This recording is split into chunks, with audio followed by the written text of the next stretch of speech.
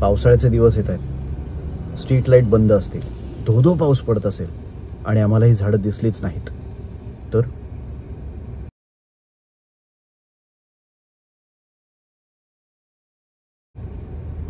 मला कल्पना आहे अनेकांसाठी मी जो हा असा आवाज उठवतो तो हास्यास्पद असेल, पण आत कुठेतरी हे प्रत्येकाला पटतं की व्हॉट इफ. बघा, ही अशी परिस्थिती आपल्याला मुंबईत, महाराष्ट्रात, भारतात अगदी प्रत्येक रस्त्यावर दिसते. डेव्हलपमेंट खूप होतीये हे मान्य, पण हा काही भ्रष्टाचार सुद्धा नाही आहे. हा फक्त निग्लिजन्स आहे, चलता है ॲटिट्यूड. बघा ती रिक्षा कशी अशी ही नागमोडी निघून गेली कारण तिथे समोर दगड ठेवले होते जे लांबनं दिसतही नव्हते. त्या दगडांना आपटून एखादी बाईक टंबल झाली असती, एखादा डोक्यावर पडला असता. आहे की नाही गंमत? दगड ठेवलेला आहे, झाडांना रिफ्लेक्टर्स नाही आहेत, चलताय. ती मागची दोन्ही झाडं पाहिलीत ना?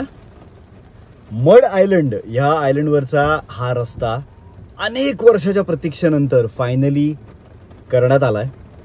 आणि हा रस्ता बांधला जात असताना काही झाडं फायनली तोडली, पण ही 2 झाडं का ठेवलेली आहेत मागचे साधारण 2 महिने हे काही कोडं मला सुटलेलं नाही आहे. म्हणजे अशी ती जापनीज टेक्नॉलॉजी असते ना, अशी मुळासकट झाडं छान अशी बाहेर काढली जातात आणि दुसरीकडे ती जाऊन छान लावली जातात, अशी अपेक्षाच नाही आहे. आणि झाडं तोडून रस्ता तुम्ही करा आणि डेव्हलपमेंट करा या मताचा मी अजिबात नाही आहे. पण आता जर तुम्ही रस्ता केलेला आहे तर ही 2च झाडं का ठेवलेली आहेत तुम्ही? म्हणजे ही झाडं रस्त्याची शोभा वाढवत आहेत की डिवायडरचं काम करतायत मला कळत नाही आहे.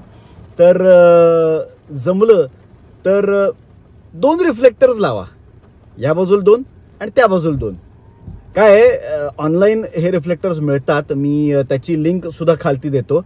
कारण कदाचित त्याचं बजेट नसेल किंवा त्याचं कंत्राट अजून कोणाला दिलेलं नसेल तर ते कंत्राट मला द्या, मी ते स्पॉन्सर करतो आणि शशांक केतकर यांचेकडून असे 2 रिफ्लेक्टर असं म्हणून त्या झाडाला लावा. निदान आमच्या गाडीचे लाईट्स त्याच्यावर पडतील आणि आम्हाला ती झाडं दिसतील.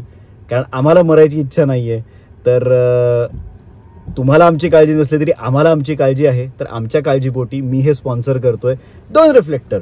तर ते मागवा आणि या झाडांना लावा किंवा या झाडांचं काहीतरी करा. कारण ती रस्त्याच्या धडमध्ये नाही आहेत, धड साईडला नाही आहेत आणि कुठलेच रिफ्लेक्टर्स पण नाही आहेत.